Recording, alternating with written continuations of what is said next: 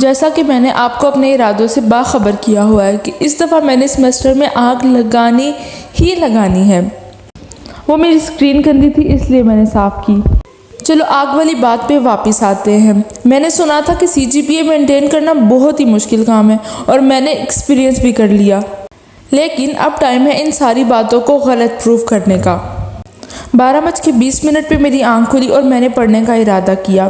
पढ़ते पढ़ते मुझे भूख लग गई और 12:30 पर वो भूख मेरी बर्दाश्त से बाहर हो गई। अब जो भी था मुझे कुछ खाने के लिए बाहर जाना ही था। मेरा कुछ खाने को तो दिल था मगर बनाने का दिल बिल्कुल भी नहीं था। खाने की तलाश में जब मैं कमरे से बाहर निकली मैंने फ्रिज खोला तो मुझे पता चला यहाँ कुछ भी रेडीमेड नहीं है। अब मुझे खाने के लिए कुछ ना कुछ तो बनाना था मगर मेरी कुकिंग स्किल्स माशाअल्लाह। अब मजबूरी में मुझे कुछ ना कुछ तो बनाना ही था। फिर मैंने वो सब कच्ची चीज़ें उठाई और सलाद बनाने का सोचा।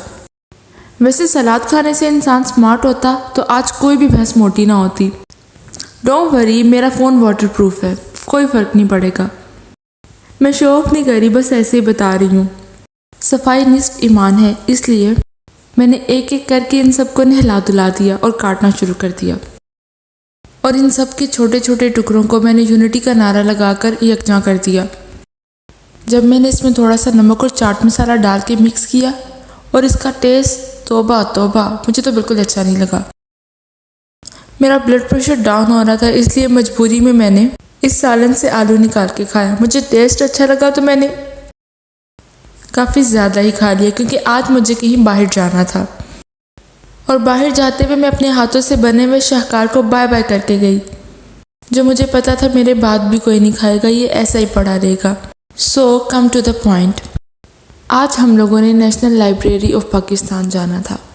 वी आर इंडिपेंडेंट वुमेन, सो हमने खुद ही अपनी तरक्की की मंजिलें या मनाजिलात तय की। मैंने बताया था ना इस्लामाबाद बहुत प्यारा, नीट एंड क्लीन है। इस चीज़ को आप लोग भी देखें। डोंट माइंड, मुझे ये जगह अच्छी लगी इसलिए मैंने ख़ुद को भी यहाँ पे कैप्चर कर लिया। फाइनली हम लोग नेशनल लाइब्रेरी ऑफ पाकिस्तान पहुँच चुके हैं। ये प्राइम मिनिस्टर सेक्रेटेरिएट के बिल्कुल बगल में है। ये मेरे घर से इतना पास है कि आप ये भी कह सकते हैं कि ये मेरे घर में ही है। ये नेशनल लाइब्रेरी के एंट्रेंस है, इसके साइड वाली जगह पे पार्किंग है। देखने में तो ये लाइब्रेरी काफ़ी बड़ी लगती है लेकिन इन्होंने पब्लिक के लिए सिर्फ 2 ही रीडिंग हॉल रखे हैं। खैर, आप जब भी नेशनल लाइब्रेरी जाने का सोचें तो आप मेक श्योर करें कि आपके पास आपका स्टूडेंट कार्ड और ID कार्ड मौजूद हो। हम लोग भी जब लाइब्रेरी पहुँचे हम लोगों ने अपने स्टूडेंट कार्ड दिखा के अपनी एंट्री करवाई। यहाँ पे बहुत उम्दा आर्ट पीस थे। मैं ऐसा करती हूँ 1 मिनट चुप हो जाती हूँ ताकि आप लोग भी इन्हें देख सकें।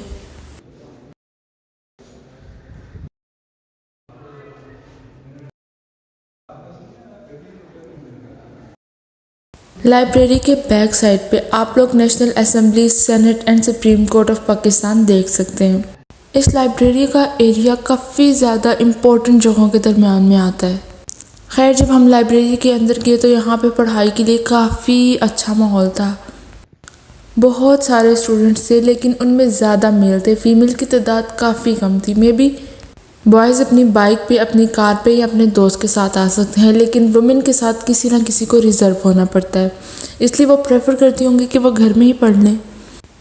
यहाँ पे बुक्स की बहुत बड़ी कलेक्शन थी, हर तरह की बुक आप लोगों को यहाँ पे मिल सकती है।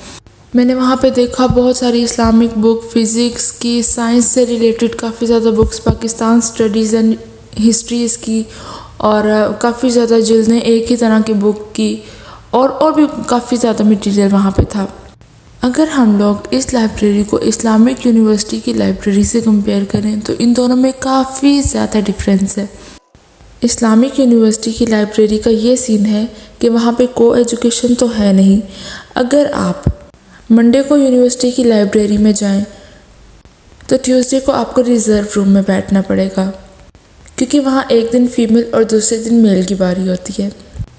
खैर, इस लाइब्रेरी में आपको लाइब्रेरी की मेंबरशिप भी मिल जाती है जिसका प्रोसेस नहायत ही आसान है और मेंबरशिप फ़ी भी काफ़ी रिजनेबल है, जस्ट 300 रुपीज़। आपको करना सिर्फ ये होता है कि आपने अपनी डिग्री की फ़ोटोकॉपी, अपनी 2 पिक्चर्स और रजिस्ट्रेशन फॉर्म लाना होता है, बस फिर आपको मेंबरशिप मिल जाती है। खैर वहाँ हमारा ओवरऑल एक्सपीरियंस इतना अच्छा गुजरा कि हमें वक्त का पता ही नहीं चला। हम लोग वहाँ पे सिर्फ 2 घंटे के लिए गए थे और जब हम लोगों ने टाइम देखा तो वो उससे एक्सटेंड कर चुका था। वहाँ पे बहुत सी यूनिवर्सिटी से स्टूडेंट्स आए हुए थे। खैर अब हम घर को जा रहे थे और मैंने बताया कि हमें काफ़ी ज़्यादा टाइम लग चुका था और भूख से हमारा बुरा हाल हो रहा था, तो हमने बिस्किट्स निकाले और खाना शुरू कर दिया।